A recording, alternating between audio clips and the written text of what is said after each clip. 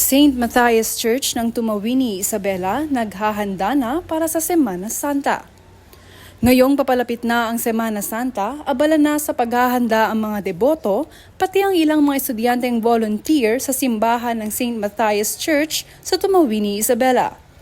Deklarado bilang isang National Cultural Treasure at makasaysayang palatandaan ng National Historical Commission ang simbahan dahil sa natatangi nitong Baroque style na istruktura.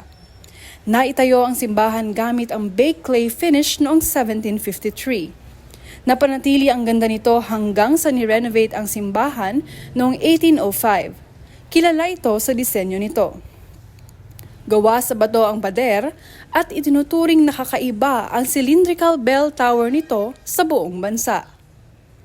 Nagbahagi naman si Bonifacio Umacam Jr., isang deboto at tindero sa harap ng simbahan ng milagrosong pagkakataon sa kanyang buhay kung saan naramdaman niya ang presensya ng may kapal. Lalo na po ako, di ba, mula na aksidente ako. Hanggang ngayon, di na ako binabayaan. Lagi na ako sinuportahan, lagi na ako inaalay. Kahit na malabo isang mata ko, andyan pa rin pa sa akin. Hindi ko siya kakalimutan at saka hindi niya ako kakalimutan din.